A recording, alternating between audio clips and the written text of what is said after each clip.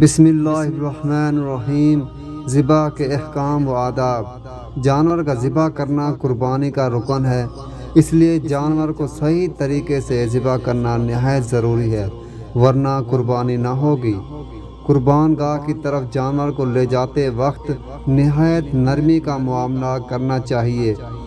بلا ضرورت ٹانگ یا دم سے گھسیٹ اور کھینچ کر تکلیف نہ پہنچائی جائے۔ جانور کو تیز دھار چھری سے ذبح کرنا چاہیے۔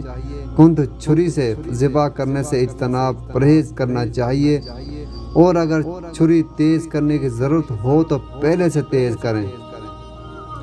جانور کو لٹانے کے بعد اس کے سامنے نہ کریں۔ حتی الامکان ایک جانور کو دوسرے جانور کے سامنے ذبح کرنے سے اجتناب کرنا چاہیے۔ یہ کہ کوئی ضرورت یا مجبوری ہو، جیسا کہ آج کل شہروں میں تنگ جگہ کی وجہ سے بعض اوقات دشواری پیش آتی ہے، تو یہ مجبوری میں داخل ہے۔ سنت یہ ہے کہ جانور کو ذبح کرنے کے لیے قبلہ رخ لٹائے اور خود ذبح کرنے والا بھی قبلہ رخ ہو۔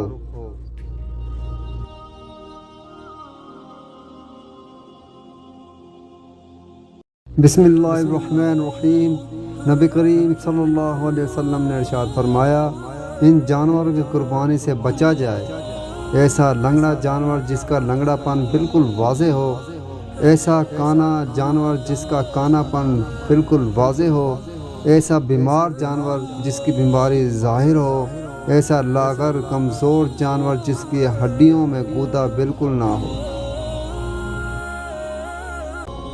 جسے چھوڑنا پڑے اسے پھر مکمل چھوڑیں، برا بھلا نہ کہیں، الزام نہ دیں، خاموشی اختیار کر لیں۔ بے پناہ چاہت کے باوجود بھی اگر کوئی آپ کا نہیں بنا تو جان لیں اسے محبت کی ضرورت ہی نہیں۔